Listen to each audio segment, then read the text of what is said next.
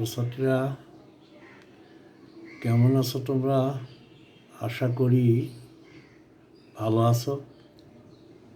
করোনার এই মহামারী দুর্যোগের মধ্যে ভালো থাকাই কঠিন, তবুও চেষ্টা করতে হবে ঘরে থেকে নিজেকে নিরাপদ রাখা, পরিবারকে নিরাপদ রাখা। যেহেতু তোমরা এখনও কলেজে অধ্যয়নরত, কাজেই পাশাপাশি তোমাদের লেখাপড়াও অব্যাহত রাখতে হবে, কারণ পরীক্ষা তো আসবে। করোনা তো দীর্ঘ সময় ধরে চলবে না, পরীক্ষা আসবে, পরীক্ষা দিতে হবে, ভালো করতে হবে। এটা মাথায় রেখেই তোমরা ঘরে অবস্থান করবে এবং পাশাপাশি লেখাপড়াও চালিয়ে যাবে। আমি তোমাদেরকে প্রায় ক্লাসে বলে থাকি যে ইংরেজির এই বিশাল সিলেবাস মধ্য থেকে 4-5টা আইটেম যদি কোনো ছাত্রছাত্রী শিখে থাকে তাহলে সে ইনশাল্লাহ ইংরেজিতে ভালো করতে পারে। এই আইটেমগুলো যেমন tense, right form of verbs, parts of speech, preposition, phrase. এই আইটেমগুলো তোমরা নিজেদের বাড়িতে যে গ্রামার বই আছে তা থেকে চর্চা করবে, এবং আমিও আমার এই সময়টিতে যে লেকচারগুলো তোমাদের উদ্দেশ্যে দেব এই টপিকসগুলোকে কেন্দ্র করে দিতে চাচ্ছি। আশা করি তোমরা উপকৃত হবে এবং তোমরা আবার এই ক্লাসগুলো ফলো করার জন্য সাধ্যমতো চেষ্টা করবে। আমি আজকে যে বিষয়টি নিয়ে কথা বলতে চাচ্ছি সেটি রাইট ফর্ম অফ ভার্বস।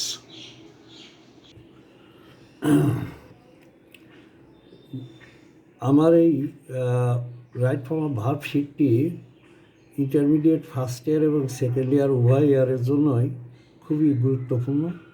কাজেই আমি 2 ইয়ারের ছাত্রছাত্রীদেরকেই অনুরোধ করছি এই শিটগুলো ফলো করা, লেকচারগুলো ফলো করা। আমি এখানে কিছু বাক্য লিখে সাথে উত্তরও লিখেছি, ব্যাখ্যা করছি, তোমরা ব্যাখ্যাগুলো খেয়াল করবে। যেমন ধরো, আমি ABCD এরা গ্রুপে বিভক্ত করেছি আজকের লেকচারগুলো। যেমন এ গ্রুপে আমি কয়েকটা বাক্য লিখেছি, দেখো। An honest man always dash speak the truth. B. He never dash tell a lie. C. She often dash visit the place in summer. D. Sometimes in winter it dash snow in India. E. Usually he dash not sleep by day.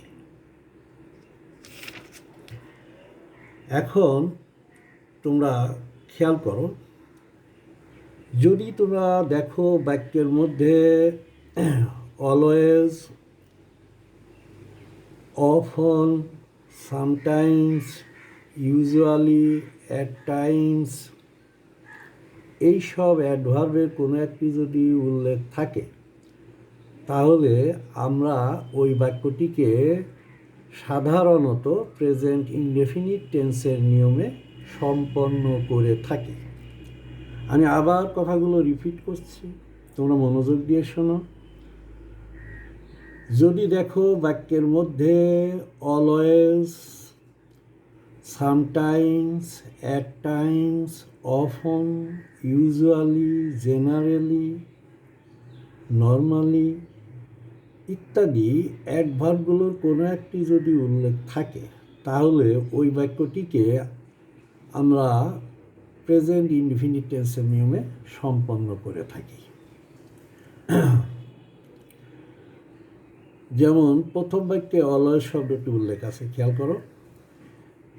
An honest man, একজন সৎ লোক সর্বদা সত্য কথা বলে। এটা অন্যভাবেও ভাবতে পারো যে এটি তো সত্য কথা, কর্তার অভ্যাসগত কাজ এবং সত্য কথা প্রেজেন্ট ইনডেফিনিট টেন্সেও করা যায়।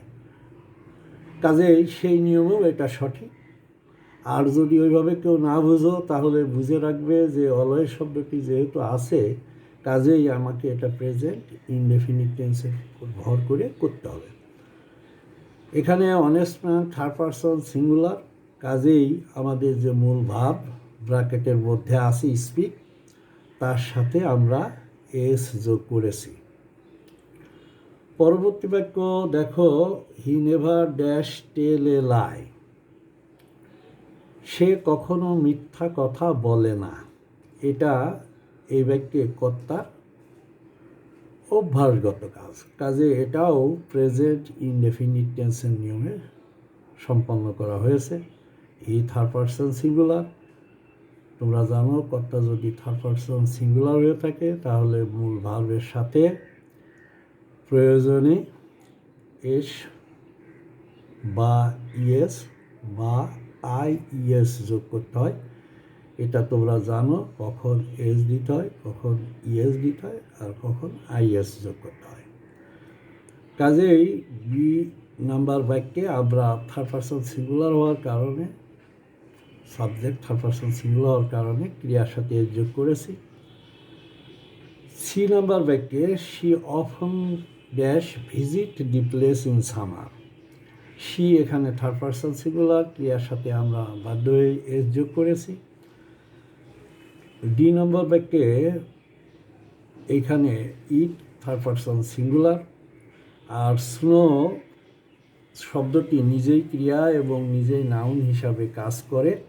আমাদের এই বাক্যে স্নো শব্দটি তুষারপাত ঘটা অর্থে ব্যবহার হয়েছে, কাজেই ওই ক্রিয়ার সাথে আমরা এস যোগ করেছি ইট থার্ড পারসন সিঙ্গুলার হওয়ার কারণে। ই নাম্বার বাক্যে he dash not sleep by day, এইখানে প্রেজেন্ট ইনডিফিনিট টেন্সের নাসূচকের নিয়মটি আমরা অনুসরণ করেছি, কারণ আমরা জানি যে বাক্যের মধ্যে যদি নট যুগে ক্রিয়া উল্লেখ থাকে আর সেটি যদি বর্তমান বোঝায় তাহলে সাধারণত আমরা প্রেজেন্ট ইনডিফিনিট টেন্সের নিয়মে নাসূচক করি। তো এইখানে এই বাক্যে he third person singular, present indefinite টেন্সের নিয়মে এর সাথে ডাজ নট হয়, ডাজ নট হয়েছে, আর মূল ভার্বে প্রেজেন্ট ফর্ম। তোমরা জানো সাবজেক্ট উপর ডু নটই থাক, আর ডাজ নটই থাক, আর ডিড নটই থাক, এই তিন ক্ষেত্রে ভার্বের সর্বদাই প্রেজেন্ট ফর্ম হয়, অর্থাৎ do not, does not, did not plus E1 হয়।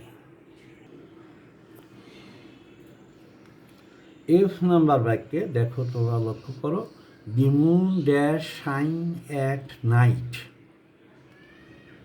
এখানে শাইনের সাথে এস যোগ হয়েছে কেন? আমরা জানি এটা চিরন্তন সত্য কথা, কর্তার সব অভ্যাসগত কাজ আর চিরন্তন সত্য সর্বদাই প্রেজেন্ট ইনডেফিনিট টেন্সে লেখা হয়। এখানে the moon third person singular, কাজেই ক্রিয়ার সাথে আমরা এস যোগ করেছি। আর একটা জিনিস, এই দুটা বাক্যে খেয়াল করো, আগের বাক্যে ছিল he does not sleep by day, আর এখন the moon dash shine at night, অর্থাৎ এখান থেকে আমরা দুটি প্রিপোজিশনও শিখতে পারি ফাইনভাবে। সেটা হলো এই, সাধারণত দিনের আগে বাই হয় আর রাতের আগে অ্যাট হয়, দুটো প্রিপোজিশনও লক্ষ্য করো। এইভাবে একটি কাজের মধ্য দিয়ে আরেকটি কাজও আংশিক আংশিক শিখে ফেলা যায়। তো আশা করি তোমরা বুঝেছো, উত্তরগুলো দেওয়া আছে। এবার বি গ্রুপে আসো, লেখা আছে now they dash learn English. পরবর্তী বাক্য, our wild animals dash decrease rapidly. C number বাক্যে Bangladesh dash become developed day by day. Number D, now she dash live with her husband in London. Number E, our population dash increase. এখন তোমরা বাক্যগুলোর দিকে খেয়াল করো, আমি আমার বক্তব্যের দিকে খেয়াল রাখো। আমরা এটা লক্ষ্য রাখবো, যদি বাক্যের মধ্যে now, at present, day by day, gradually, rapidly,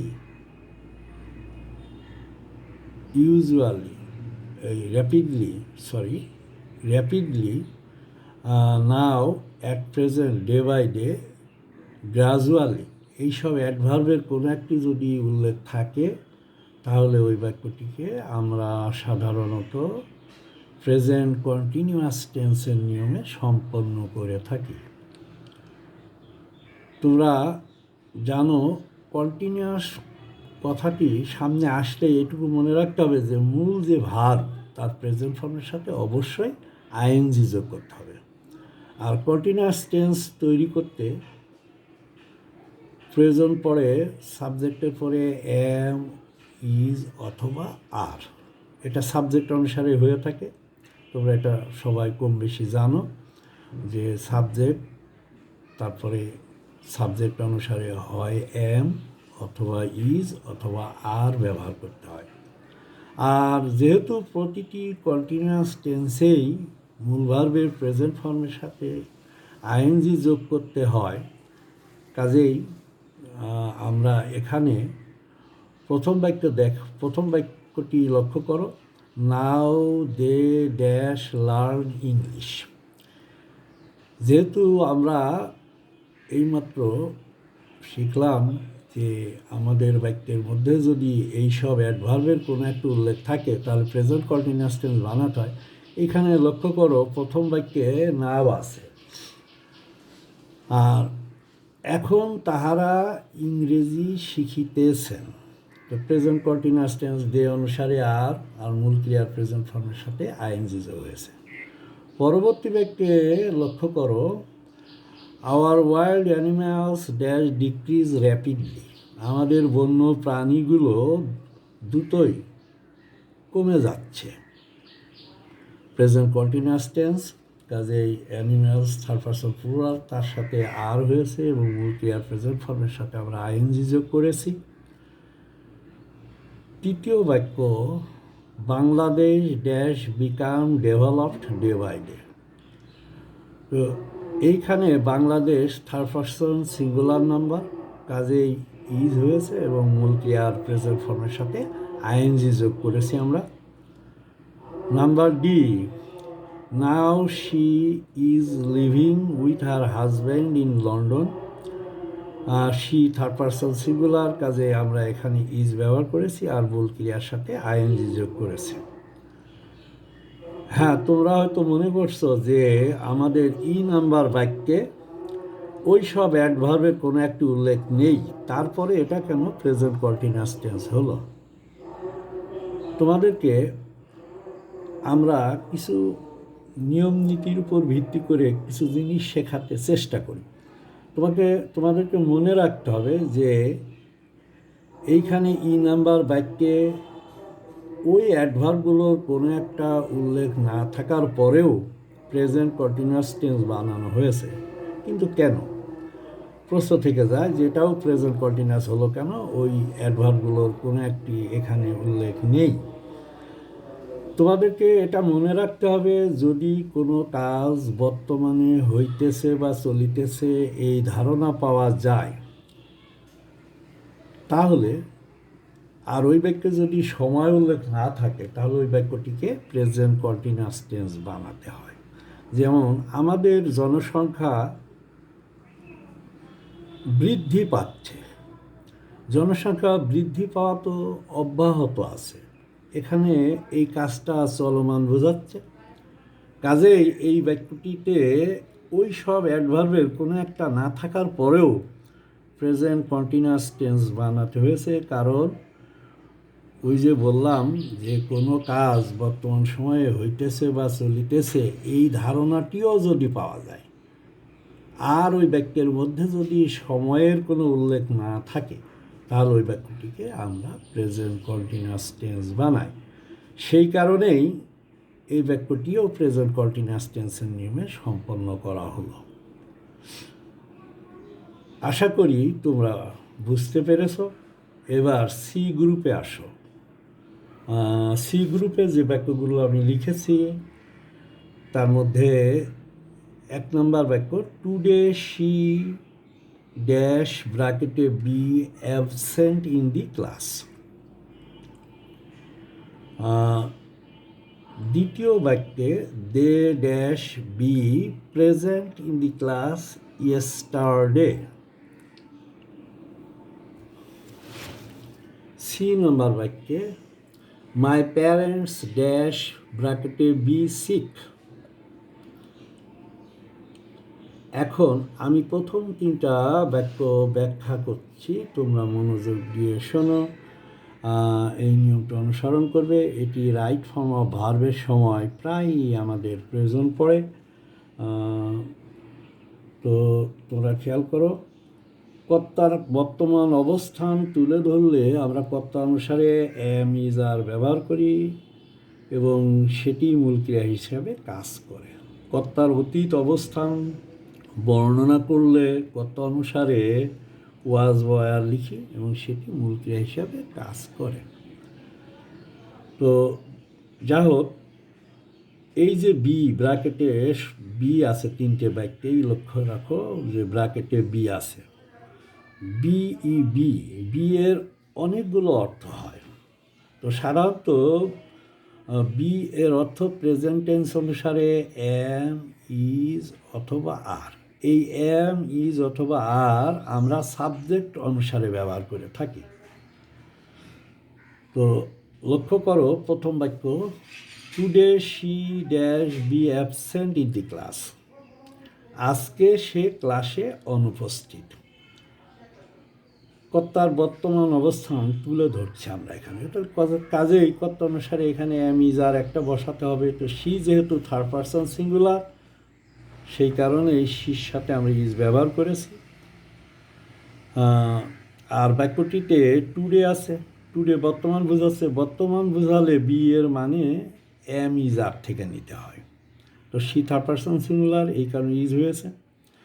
আর 2 নম্বর বাক্যে দেখো ব্র্যাকেটে বি আছে এবং এই বাক্যটি অতীত বোঝাচ্ছে ইয়েস্টারডে। কাজেই বি এর অর্থ পাস্ট টেন্স অনুসারে আর সাবজেক্ট অনুসারে সাধারণত ওয়াজ বা ওয়ার হয়ে থাকে। সাধারণত কথাটি তোমরা নিজেরাও জানো সর্বদা প্রযোজ্য না। তো সাধারণত বি এর অর্থ পাস্ট টেন্সে যেহেতু ওয়াজ বা ওয়ার হয়ে থাকে, আর এইখানে আমাদের এই বাক্যে দে থার্ড পারসন প্লুরাল, কাজেই দের সাথে আমরা ওয়ার ব্যবহার করেছি। একই সঙ্গে ওই যে কিছু আগে বলেছি যে একটি কাজ করতে যেয়ে যদি ওই কাজের মধ্য দিয়ে আরেকটা জিনিস খানিকটা হলেও শেখা যায়, সেটিও শেখার চেষ্টা করতে হয়। তোমরা প্রথম বাক্যে লক্ষ্য রাখো যে প্রিপজিশন ইন ব্যবহার করেছি।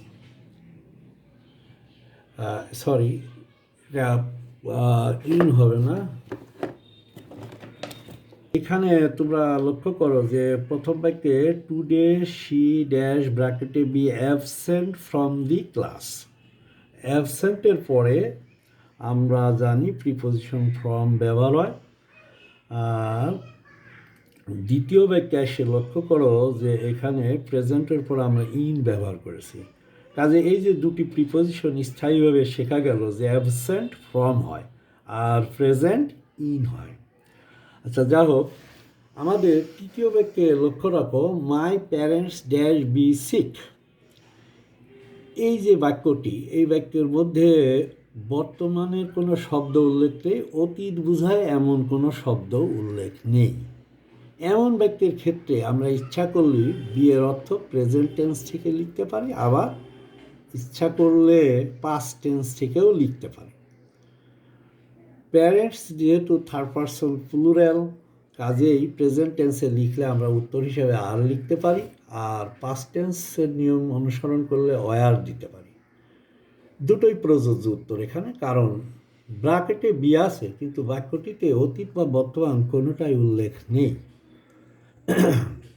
এবার ডি নম্বরে খেয়াল করো। আমরা সাধারণত ওই বিয়ের প্রথম 3টে নিয়মই অনুসরণ করে থাকি, কিন্তু ওই 3টে নিয়মের বাইরেও আরও 2টি নিয়ম ব্যাপকভাবে প্রচলিত, ব্যাপক প্রয়োজন হয়, কিন্তু আমরা সেটি অনেকেই খেয়াল করি না বা বুঝতেও পারি না, অনেক সময় সমস্যার মুখোমুখি হই। সবসময়ই বি অ্যামিজার বা ওয়াজার হবে এটি না। তোমরা লক্ষ্য করো ডি নাম্বার বাক্যের ক্ষেত্রে শি ড্যাশ ব্র্যাকেটে be sick for a long time, she dash ব্র্যাকেটে be sick for a long time. আর ই নাম্বার বাক্যে করিম ড্যাশ ব্র্যাকেটে be at the orphanage since he was 4। এই যে 2টি বাক্যের ক্ষেত্রে দেখো ব্র্যাকেটে বি আছে এবং ডি নম্বর বাক্যে ফর যোগের সময় উল্লেখ আছে, ফর এ লং টাইম। আর ই নম্বর বাক্যে সে লক্ষ্য করো তোমরা ব্র্যাকেটে বি আছে এবং ওই একই বাক্যে সিন যোগে সময় উল্লেখ আছে। এমন বাক্যের মুখোমুখি হলে তোমরা বি এর পরিবর্তে প্রেজেন্ট টেন্স অনুসারে আর সাবজেক্ট অনুসারে হ্যাভ বিন অথবা হ্যাজ বিন লিখবে। আর যদি ফর বা সিন্সের পরে সময় উল্লেখ থাকে এবং সেটি অতীত কেন্দ্রিক হয়, তাহলে শুধুই হ্যাড বিন লিখবে বি এর পরিবর্তে। যেমন প্রথম বাক্যে এইখানে she dash be sick for a long time, এইখানে ফর যোগে সময় উল্লেখ আছে ঠিকই, কিন্তু বাক্যটি অতীত বা বর্তমান কোনোটাই ইঙ্গিত করে না। কাজেই এখানে আমাদের স্বাধীনতা রয়েছে, আমরা বিয়ের অর্থ প্রেজেন্ট টেন্স অনুসারে হ্যাজ বিনও দিতে পারি, আবার এটা অতীত বুঝিয়ে হ্যাড বিনও লিখতে পারি। আর ই নাম্বার বাক্যের ক্ষেত্রে আমরা শুধুই হ্যাড বিন লিখব, কারণ এই বাক্যটিতে সিন যোগের সময় উল্লেখ আছে এবং বাক্যটির মধ্যে অতীতও উল্লেখ আছে। কাজে ইচ্ছা করলে এখানে হ্যাজ বিন লেখা যাবে না, শুধুই হ্যাড বিন লিখতে হবে। ডি নম্বর ডি গ্রুপে ঢুকি। এখন দেখো ডি গ্রুপে বেশ কয়েকটা বাক্য লিখেছি, তোমরা দেখো সবাই। প্রথম বাক্য we dash read in this college for 2 years। B she dash suffer from many diseases since 2018। C Rima dash save money for months she could. D Karim dash come to Dhaka 3 months ago, and since then he dash live with his uncle at Mirpur. প্রথম বাক্যে তোমরা লক্ষ্য করো, যখন for বা scene যোগে বাক্যের মধ্যে সময় উল্লেখ থাকে, যখন বাক্যের মধ্যে ফর বা সিন যোগে সময় উল্লেখ থাকে, তখন ওই বাক্যটিকে আমরা সাধারণত প্রেজেন্ট পারফেক্ট কন্টিনিউয়াস অথবা প্রয়োজনে পাস্ট পারফেক্ট কন্টিনিউয়াস টেন্সের নিয়মটি অনুসরণ করে থাকি। যেমন প্রথম বাক্যে লেখা আছে we dash read in this college for 2 years, এখানে ফর যোগে সময় উল্লেখ আছে 2 বছর। কাজেই এই বাক্যটিকে আমরা প্রেজেন্ট পারফেক্ট কন্টিনিউয়াস টেন্সের নিয়মে সম্পন্ন করতে পারি, আবার ইচ্ছা করলে পাস্ট পারফেক্ট কন্টিনিউয়াস টেন্সের নিয়মেও করতে পারি। কাজেই প্রথমটির উত্তর হবে হ্যাজ বিন রিডিং অথবা হ্যাড বিন রিডিং। কাজেই প্রথম বাক্যটির উত্তর আমরা ইচ্ছা করলে হ্যাজ বিন রিডিংও লিখতে পারি, আবার হ্যাড বিন রিডিংও লিখতে পারি। আমি আবার বলছি, যখন তোমরা দেখবে যে বাক্যে ফর বা সিন যোগের সময় উল্লেখ আছে, আর ওই বাক্যটিতে অতীত বা বর্তমান কোনোটাই উল্লেখ করা নেই, তখন আমরা ইচ্ছা করলে ওই বাক্যটিকে প্রেজেন্ট পারফেক্ট কন্টিনিউয়াস অথবা পাস্ট পারফেক্ট কন্টিনিউয়াস টেন্সের নিয়মে সম্পন্ন করতে পারি। সেই কারণে আমরা লিখতে পারি উই হ্যাভ বিন রিডিং অথবা we had been reading in this college for 2 years। 2 নম্বর বাক্য লক্ষ্য করো, এখানে আছে she dash suffer from many diseases since 2018। ভদ্রমহিলা 2018 সাল থেকে নানান রকম রোগে ভুগিতেছে, এইভাবেও কথাটি বলতে পারি। আবার ইচ্ছা করলে এটাও বলা যায় যে ভদ্রমহিলা 2018 সাল থেকে নানান রোগে ভুগিতেছিলেন। কাজেই তোমরা এইখানে উত্তর হিসাবে হ্যাজ বিন, সাফারিং অথবা হ্যাড বিন সাফারিং লিখতে পারো। আচ্ছা, 3 নম্বর বাক্য লক্ষ্য করো, Rima dash save money for months. For months এখানে সময়, মাসের পর মাস যখন আমরা বলি তখন লিখি ফর মান্থস। দিনের পর দিন কথাটি যখন আমরা উল্লেখ করি তখন লিখি ফর ডেজ। বছরের পর বছর যখন আমরা উল্লেখ করি তখন আমরা লিখি ফর ইয়ার্স। আচ্ছা, যা হোক, একটি জিনিস শেখা গেল। এখন লক্ষ্য করো, এই বাক্যটিতে ব্র্যাকেটে একটা ক্রিয়া আছে এবং ফর বা সিন্সের কোনো একটি যোগে সময় উল্লেখ আছে, এখানে ফর যোগের সময় উল্লেখ আছে। এখন এই বাক্যটির ক্ষেত্রে আমরা শুধুই প্রেজেন্ট পারফেক্ট কন্টিনিউয়াস টেন্সের নিয়মটি অনুসরণ করতে এই বাক্যের ক্ষেত্রে আমরা প্রেজেন্ট পারফেক্ট কন্টিনিউয়াস টেন্সের নিয়মটি অনুসরণ করতে পারবো না। কারণ কি? অবশ্যই কারণ আছে। কারণ হলো এই, ফর বা সিন যোগে সময় উল্লেখ থাকলে যেমন প্রেজেন্ট পারফেক্ট কন্টিনিউয়াস করা যায়, পাস্ট পারফেক্ট কন্টিনিউয়াসও করা যায়। কিন্তু যদি ওই বাক্যের মধ্যে অতীতের কোনো শব্দ উল্লেখ থাকে তাহলে সেই ক্ষেত্রে শুধুমাত্র পাস্ট পারফেক্ট কন্টিনিউয়াস টেন্সের নিয়মটি অনুসরণ করতে হবে। তো এখন পাস্ট পারফেক্ট কন্টিনিউয়াস টেন্সের নিয়ম অনুসারে আমরা যদি এই বাক্যটিকে শেষ করতে হবে আমাদের কাজে, আমাদের বাধ্য হয়ে লিখতে হবে had been saving, had been saving money for months she could. Rima মাসের পর মাস ধরে টাকা সঞ্চয় করিতেছিল, এই অর্থে ব্যবহার হয়েছে। নাম্বার ডি, খেয়াল করো, Karim dash come to Dhaka 3 months ago and since then he dash live with his uncle at Mirpur. তোমাদেরকে আমি প্রায় ক্লাসে বলে থাকি যে অ্যান্ডের উভয় পাশে ভার্বের সাধারণত একই রকম ফর্ম হয়। আবার শোনো কথাটি, তোমাদেরকে প্রায় বলি যে অ্যান্ডের উভয় পাশে ভার্বের সাধারণত একই রকম ফর্ম হয়। সাধারণত বলেছি মানে সর্বক্ষেত্রে প্রযোজ্য নয়।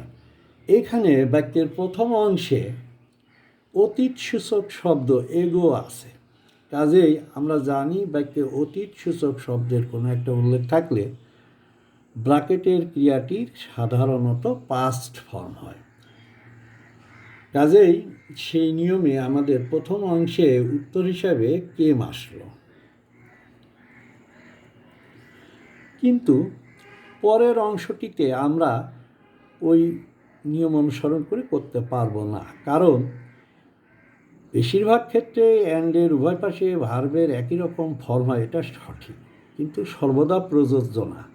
যেমন এই ব্যক্তি বলা হলো যে করিম 3 মাস আগে ঢাকায় এসেছিল, অ্যান্ড সিন্স দেন এবং তখন থেকে, he dash live with his uncle at Mirpur.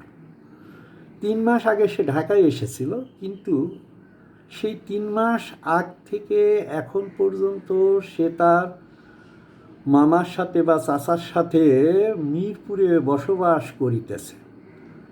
এটি আমাদেরকে যদি লিভডে লিখি আমরা, তাহলে উত্তর ভুল হবে, কারণ সে এসেছিল 3 মাস আগে, কিন্তু তখন থেকে সে তার মামা বা চাচার সাথে মিরপুরেই অবস্থান করিতেছে।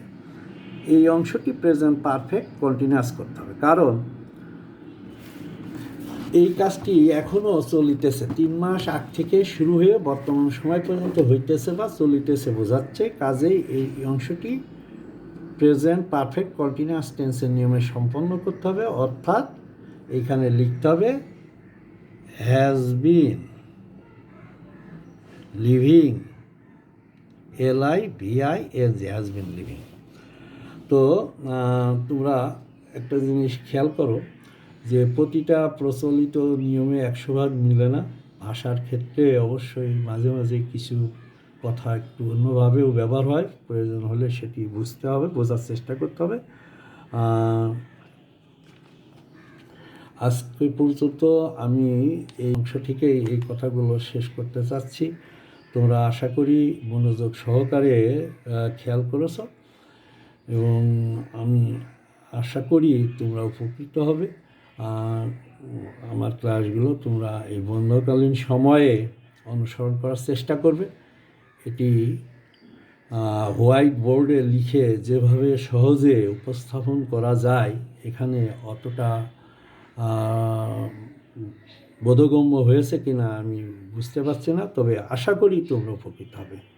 আচ্ছা, এখানে আমি আমার বক্তব্য শেষ করছি। আশা করি তোমরা ভালো থাকবে, ঘরে থাকবে, নিজেকে নিরাপদ রাখবে, পরিবারকে নিরাপদ রাখবে, এবং আমরা সবাই পরস্পরের জন্য দোয়া করি, সবাই সবাইকে সহযোগিতা করি যেন আমরা এই দুর্যোগ থেকে মুক্তি পাই।